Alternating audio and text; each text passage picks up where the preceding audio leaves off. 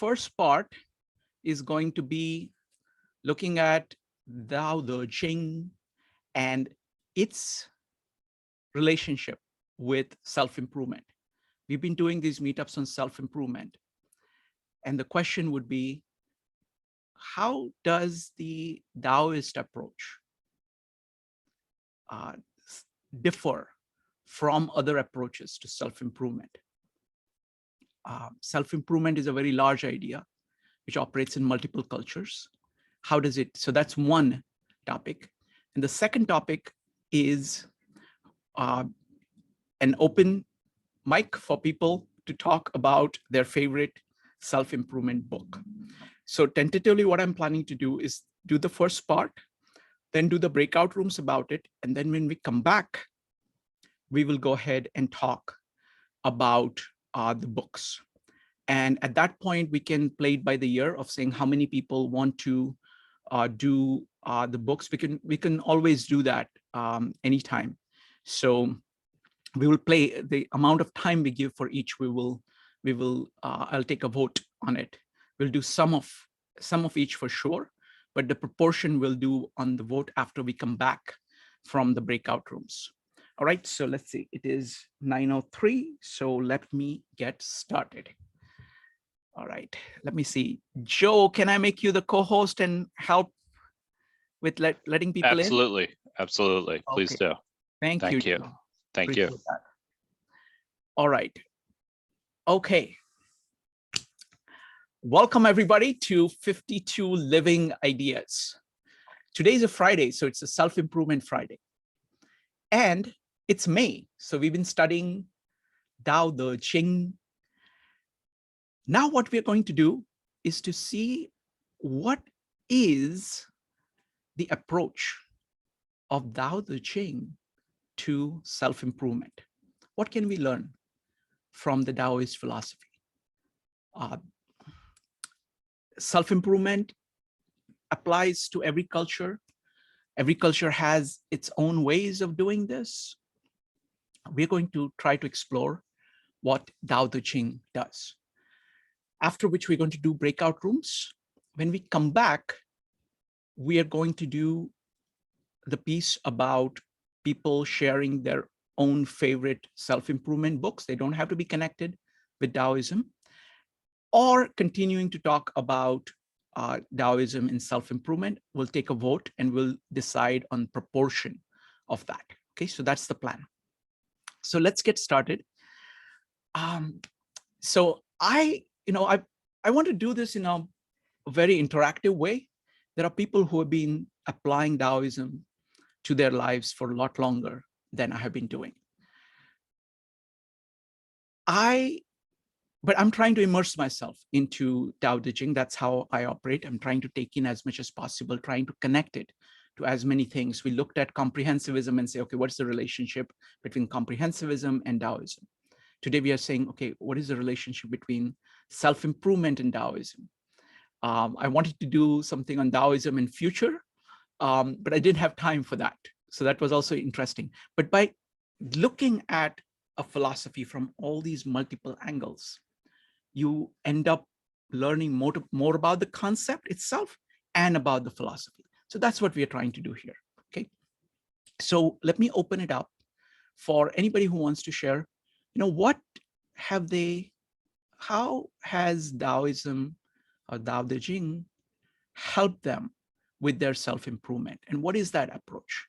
Okay, so go ahead and type exclamation mark. For those who are new, we have 4 rules. Type exclamation mark in chat or raise your hand in Zoom in order to speak. Rule number 2, keep on topic.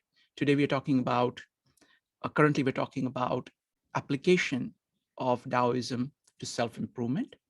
Number 3, be brief. There is a lot of fascinating people, thoughtful people here. You want to hear from as many of them as possible. And number 4, speak your mind. Feel free to disagree with anybody on anything and do so courteously. All right, so we're going to start with Katie, followed by Joe. Katie.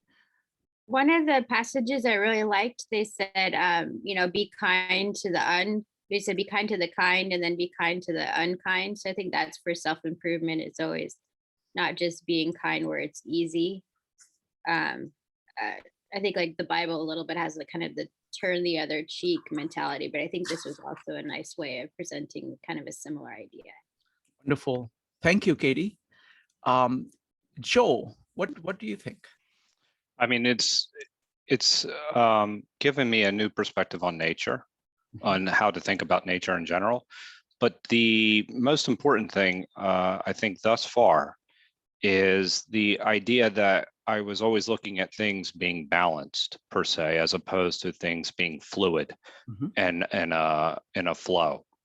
And that's being like water and being much more fluid with my emotions and my situations, whatever I'm encountering, is much more of a seemingly a less stressful way of than approaching a life from only a balanced perspective. So I'll give you an example is that, you know, if you have, well, I'm going to do this today and I'm going to do this in order to maintain my balance, and maybe exercise or something, or, you know, I'm going to read this book in order to maintain my balance. Well, the day may not allow for that. And you have to be able to be fluid where you're not necessarily so rigid in how you're approaching it. Not that you shouldn't be disciplined and getting things done, and not that you shouldn't be measuring things. But I think that there's a anxiety, and sometimes you forget the reason you're doing something in the first place. And I think that that's what being like water is, and adapting to each situation and still achieving your goal, but doing it in a much more fluid way and in a much more mindful way. So that's the beginning. But again, this is something that is a lifetime that you can spend studying, and just listening to it has brought a level of relaxation for me personally, that it's given me new perspectives on virtue as well. And I see some very strong parallels with Stoicism in certain cases. I feel like Stoicism is more some of the practical applications of the Tao. But it's a different perspective. It's an Eastern perspective, and it's a wonderful thing. So thank you for bringing it to my life. Excellent. Thank you, Joe. I think that was fantastic. Kind of fluidity and mindfulness as being kind of the key things that you talked about. Wonderful. Next up is going to be Jyoti, followed by Jean. Jyoti, what are you getting from Taoism, and how does it help with self-improvement? I don't find it too much different than the Hinduism, to be very honest. Some of the strategies that I had been practicing, myself all my life. But I agree with Joe about the nature. I think if you study nature, the natural progression of nature, you learn a lot about yourself, about your life. Instead of depending on external means, you find your sanctuary within yourself. Then you are always going to be at peace. Mindfulness, focus, attention, they are the key words over here. And if you are able to get up in the morning and follow your routine in a fashion that's peaceful to you, that you have some control over your life. And instead of waiting for something to come from the outside to dictate to you how you should do, at what pace you should do. And that's where I find Taoism or Hinduism it's very soothing, because you are at your pace. You are following your definition of life, not as given by the others. So that's all I have to say. Wonderfully put. This difference between kind of external societal norms setting the direction versus the direction coming from you communing with nature and say, this is really what is important, and coming from you, kind of acting from the center towards all of nature. And that approach is very much, as you're rightly saying, it's very much the Indian approach too. So it is like God and Atman. So it's like Brahman and Atma are the two terms. Brahman is roughly equivalent to the Tao. Slightly different concept, but roughly equivalent to that. And the fact that you are Tao is, or Tat Tvam Asi. That means you are that Atma, you yourself are kind of part of the Tao. And everything else that you have created, that other people have created, is kind of the second level, third level things that really is stopping you from making this deep connection between the core of you and the core of nature. So that is very much of Indian philosophy. And I see the same, as you're absolutely right. I see the same core starting point here in Dao De Jing. Excellent, thank you, thank you. Next up is going to be Jean, Kevin, Mike, and Maritza. Jean. Yeah, I found there's a lot of similarities with Western self-development. And I recently actually think about the one thing I learned recently related to Dao about self-development is about how you start things slowly and persistent, like water. So like water can drop through the rock because it's constantly without like too much effort. So it's very different from a lot of time people do. Like they usually start very forcefully with a lot of energy, then end up very quickly. So like they said at the beginning of the year, all the New Year resolution, everybody go to the gym. And every program I joined, I found people drop out so quickly. You know, you have so many people join in, like the nutrition program. I was at the end, I was like, where are the other people? I was trying to contact them. Did you see results? Oh, all the things come in, we just drop out. So it seems, I think it's really a great way to achieve anything. It's like we start slowly, consistent, and with time accumulate, and then you achieve the real success. Wonderful. I think that's a great point. Much of improvement in the West is focused on coming up with the idea pretty much from nowhere and saying that I will do that and trying it out. So that idea itself doesn't have much of a base, and you're simply through your sheer willpower trying to push through. So it is kind of a forcible way of doing it.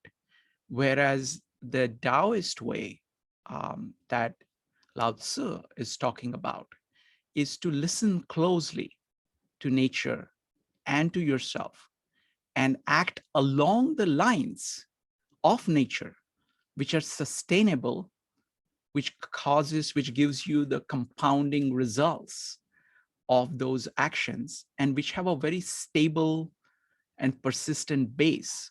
So you don't have to maintain them through this forcible action. So this distinction, Jean, that you made between forcible actions versus kind of natural actions, slower actions versus fast actions. So I think it's a marine term, slow is fast.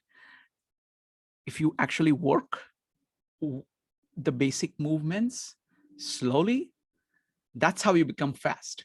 If you try to do fast movements, you're very slow, because those are not really going to be natural. They are going to cause all kinds of side effects, side damages, which you do not know in the beginning and which will add up. But working with nature and working with your own nature, that's what Taoism is about. So fantastic observation, Jean. Next up is Kevin, Mike, Maritza, and Dimitri. Kevin. Yes, thank you. The Taoism emphasizes harmony between humanity and nature. This actually used to have one TV program, Humanity and Nature. Kevin, could you speak more into the mic? Okay. The human life is really only a small part of a larger process of nature. The Tao has boosted culture exchange and mutual learning. We learn from nature. Nature also, adapt to our, revolution. Though has no boundary. Mhm. The nature has no boss. It's a self-ordered principle. That's basically the Taoism. And also watch the video from you, send a link, Alan Watts. It's I'm going to quickly mention 10 point. Mhm. Look within, and you will have everything you need within yourself. By letting go, you become free. Let go of your labels. If you truly want to know yourself, don't label yourself. Like, I'm a successor, I'm this professional. That's number 4 is pay no attention to evil. It will crumble away. Kindness and compassion for others will always win in the end. By yourself without caring what others thinking. Wisdom and strength come from remaining humble.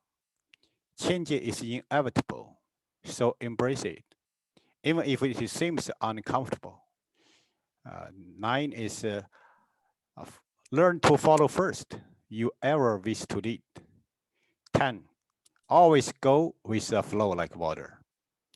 Last one, I'm going to steal Franklin as he's a genius. I would say very deep understand this though. He mentioned nature is a mirror of eternity. We are part of nature. That's at my present. Thank you. Wonderful, Kevin. That was just amazing. That was just amazing. Saying this idea that we're talking about in the Indian concept of Tattvamasi, that Brahman and Atma, basically nature and your own core is the same. In the West, it has been looked at as macrocosm and microcosm. It's kind of the correspondence between nature and human soul.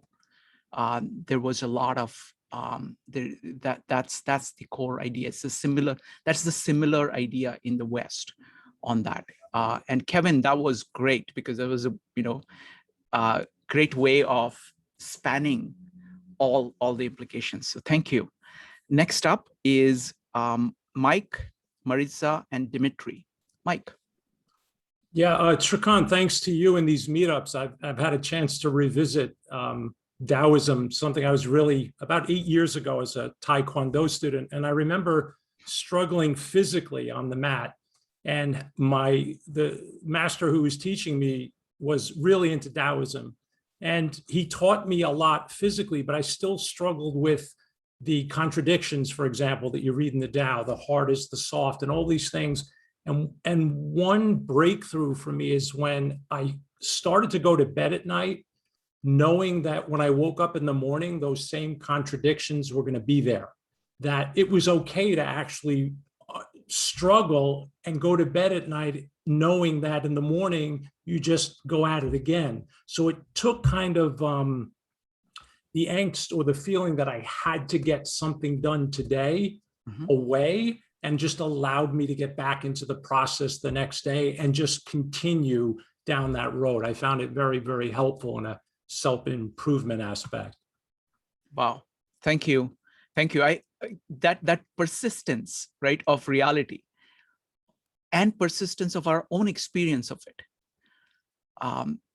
Because so that the kind of cyclical nature of reality, that's another kind of core idea of Taoism. In many ways, the Western thinking is linear thinking. You're kind of saying, okay, I want to leave this behind, so I want to go here. This is all about saying that, yes, there is growth, but it has a cyclical nature. So you're basically revisiting similar things over and over and over again, and making your peace with it by going to bed on it, knowing that they're going to be there. That's a great way of making peace with nature of reality and patterns of reality. Thank you. Next up is Maritza, Dimitri, and Mark. Maritza.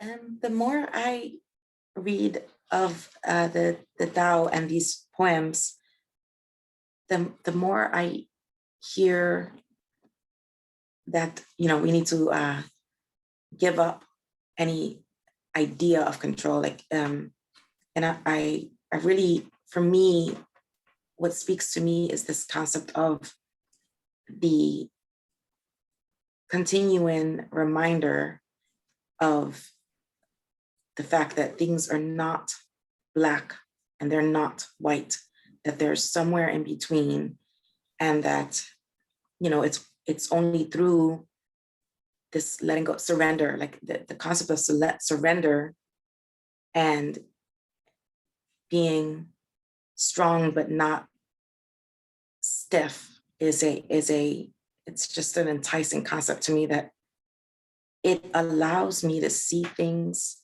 in other works I've been studying a little more clearly, which is kind of really exciting. And it's like, you know, for example, I read a piece, you know, Lewis Sullivan, his Art of Expression, he says, every problem contains and suggests its own solution. Don't waste time looking anywhere else for it. And I was like, this is what the Tao is telling me. And so I'm really enjoying the fact that it's allowing me, or it's a constant reminder for me to be more open. And I'm really enjoying that. Wonderful, thank you. First thing, I want to say two things. One is that Sullivan, through the transcendental philosophy, is basically using the same kind of core idea to start off with. I see that. It's all about saying that nature is what it is. And everything that you can do is actually acting according to nature. And that's where all the action is. And it's all about letting go of these, you know, what he calls function is basically that. It is your connection to nature, yours living according to your nature and in accordance to nature of nature. That's what function is all about.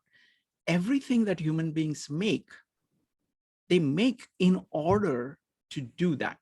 But people get hold of those things that we make, which are the forms, whether it is words, whether it is societal systems, whether it is your habits, whether it is your physical surrounding, all of that. It is very easy to grab hold of them because you can say, oh, goods are here, let me just take that. But when you do that, you go away from this core connection. So very much Sullivan, it's the idea is the same idea, actually expressed in a different way. And I'm sure there is a profound influence. I've not tried to track it, but it is through the transcendental philosophy that the link is with Sullivan. The other point that you made about control is very interesting. It has a very interesting take on control, which is actually very similar to the concept of control in Stoicism. It starts by saying, accept nature, accept your own nature. And it sounds like surrender, but it is not, because all you're doing is that it's kind of really what you're surrendering are these forms that you are using to, as a shorthand, as a shortcut to actually get at what matters.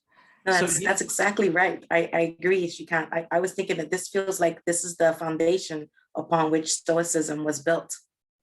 Yes, there is. I don't know exactly the genesis of all of this. It's very difficult to trace the flow of ideas at that time. We're talking about like 500 BC, 600, 700 BC, that time period. But it is exactly the same. And what happens is that it gives you, I mean, what Taoism is all about is to act where you have outsized impact of your actions.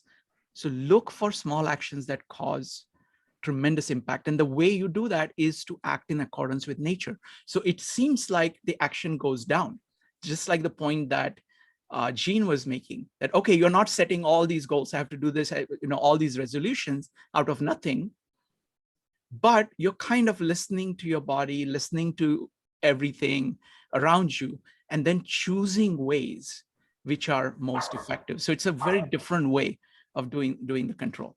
Thank you. So now it's going to be Dimitri, Maxine, Mark, and Evanique. Dimitri. Yeah, so I'm really new to this group. I've been kind of thinking about mindfulness on my own randomly over the last 10 years.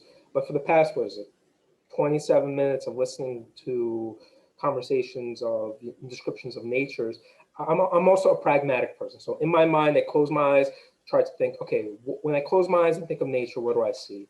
And I kind of came up with three quick kind of examples. One, you have the individual tree that stands on itself by a street, right? And itself, that tree follows cycles, goes through the seasons and all those kinds of things. Then you have the small, and the other extreme is you think of, let's say, a large ecosystem like the Amazon rainforest, where the bunch of trees, as well as all the animals that live there. Right now, I'm excluding humans, right? I'm excluding humans from that conversation, and all of the cycles that ecosystem goes in. And then you have in the middle, again, not an exact middle, but a small park. I live in New York, so let's say Central Park, right? It's not as small as the individual tree sitting on alone on the sidewalk, but it's not as big as the Amazon rainforest, and it supports a variety of different aspects. So I guess the question I have is, when everyone is talking about nature, right? There's also nature that was 2,000-3,000 years ago, and nature that we have today.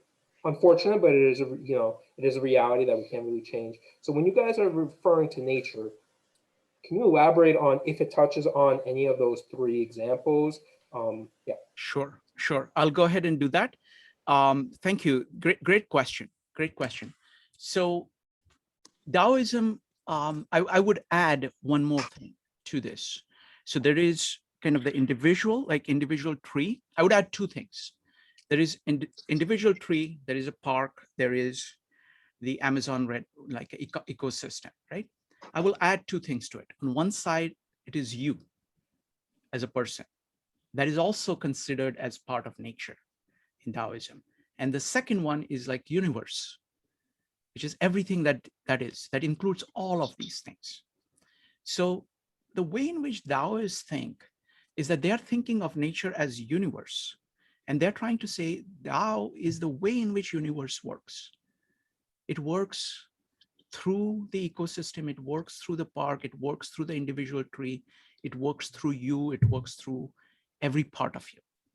It works through your relationships with other people, it works everywhere. And that is what is meant by Tao. You're saying, how do these things function?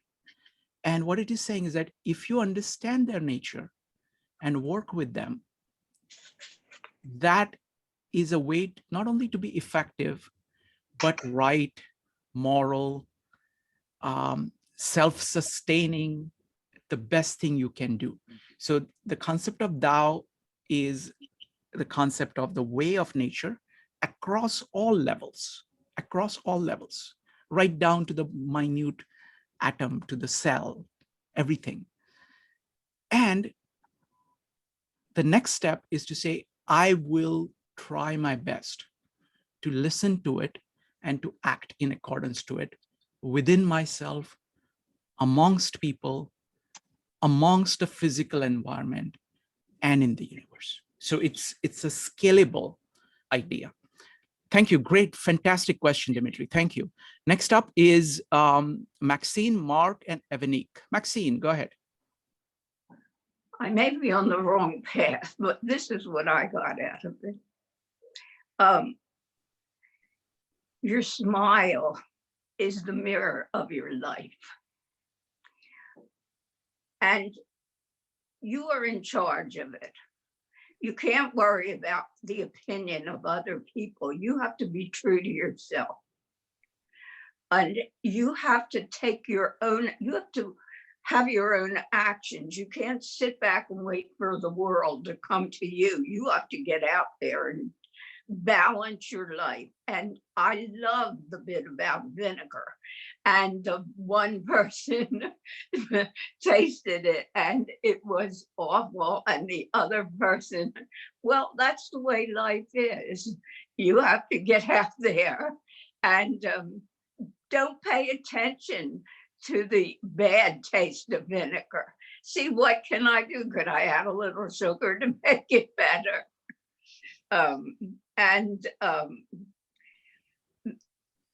Mainly, do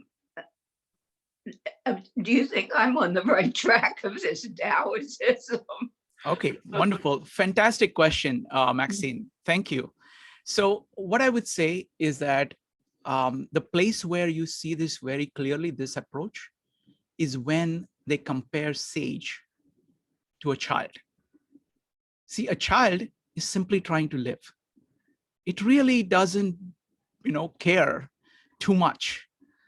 It is trying to face nature, face everything around it with a level of curiosity, with a level of enthusiasm. You said, your smile reflects, absolutely. I mean, you can see that in a child. Its smile reflects its reaction to nature and this magnificent phenomena of our lives. And it is all about kind of going back to the root. What happens is that we build a lot of things, society builds a lot of things, we individuals build a lot of things, which are what they call are hard and brittle. They are static. They are actually ossified versions of, even when they were living at some point, they have become ossified. So this is all about kind of getting back to the living part of you and going back to it repeatedly, moment after moment, day after day, year after year, and starting afresh.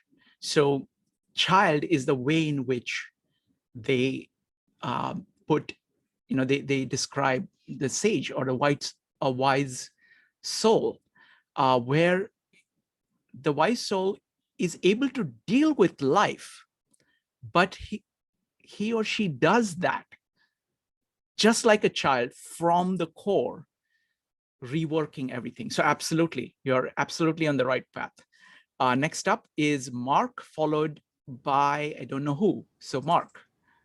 Hi, thanks. I haven't been to any of your meetings regarding what parts you're reading, but I had a couple of general ideas based on some of the things people were saying.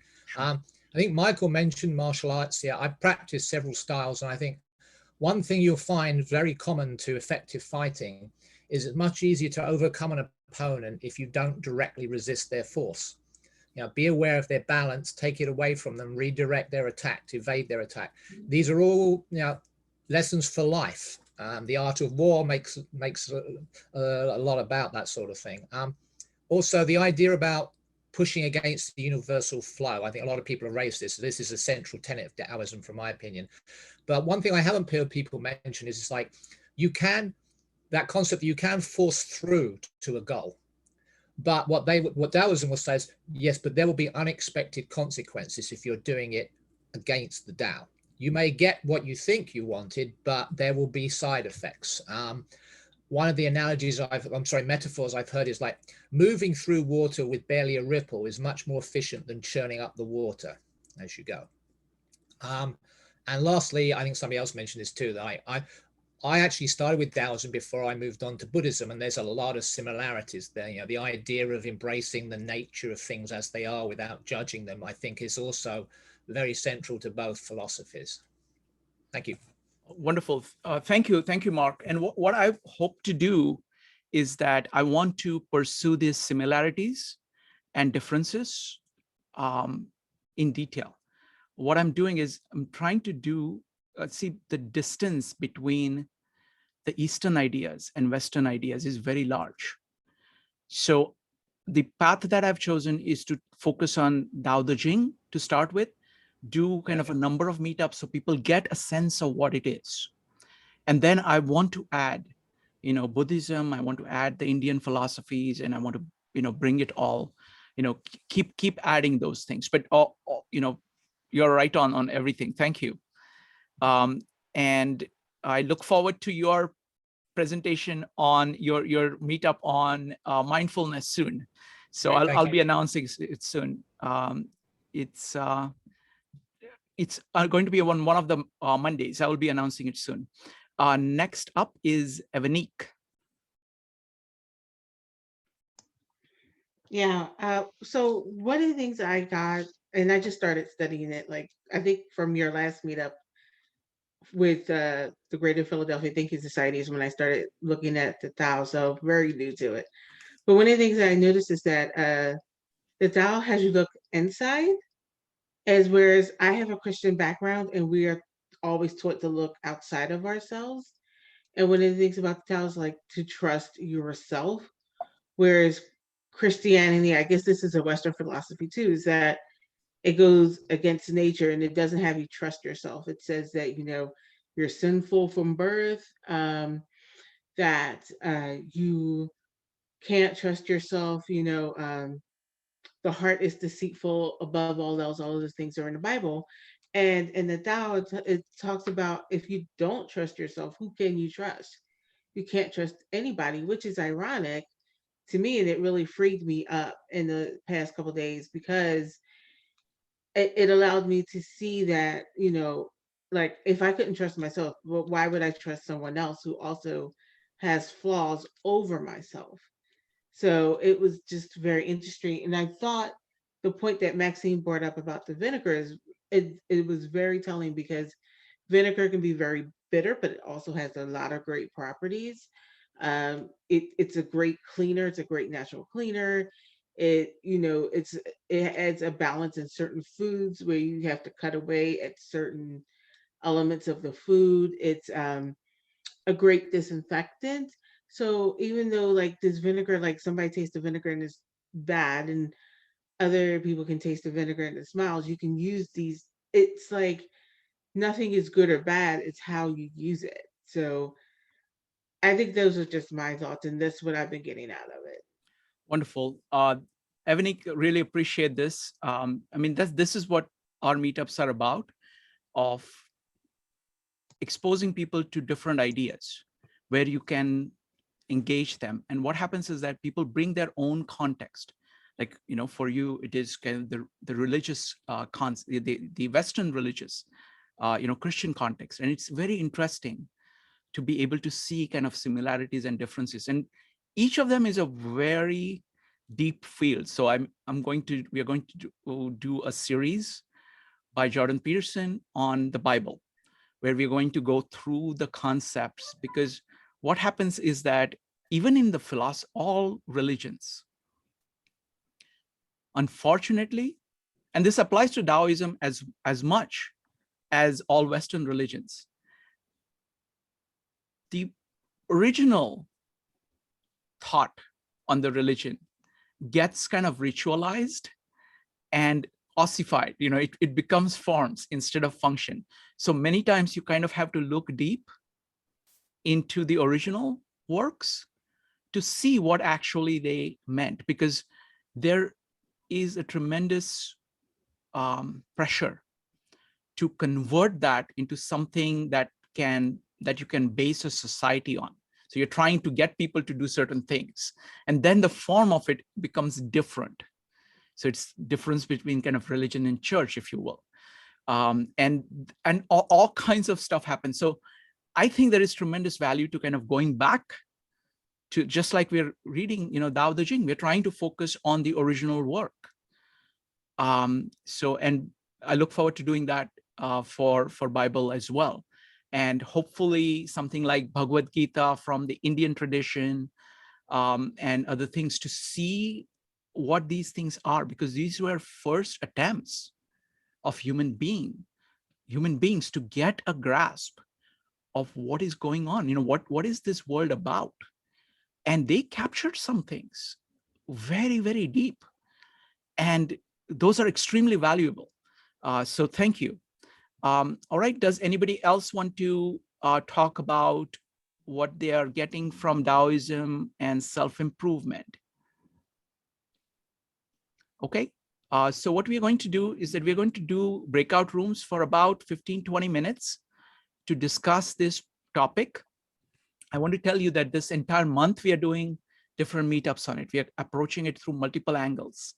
The next one, which I'm about to announce, is going to be I'm going to interview Franklin, who's here, who has lived with Dao De Jing since 1970. So I'm just going to talk to him and look at his, I'm just 1977. Oh, it's only that recent. Okay, that's fine. That's fine, Franklin. That's how many years is that? I can't do my math very quickly enough, but so 44 years. Yeah, just 44 years. Okay. That's fine. 44 years. I would take it any day over my experience, which is it's less than 4 weeks. So that's much more, many times more. 52 into 11 times more. So more than 500 times. So I will take it. And so it's going to be a very informal conversation, and then you'll be able to discuss that in breakout rooms, and then come back and ask questions to Franklin, and that's going to be this Monday. And then I think it's the following Monday that Mark is going to be. Mark is following Monday, right? Not this Monday, the Monday after that, right? I hope it's not. Yeah, next Monday, the 24th, not this Monday here. Okay, 24th, right? 24th. Yeah. So 24th, Mark is going to be back, and he's going to be talking about mindfulness and everything he's learned about mindfulness. So those are the two things coming up. All right, so I'm going to start the breakout rooms. They're going to last for 20 minutes. When we come back, we'll have two choices. You can talk about the books, self-improvement books that you have liked, or we can continue our conversation or Taoism. I'm going to take a vote after we come back, and we will choose something accordingly. All right, starting the breakout rooms now.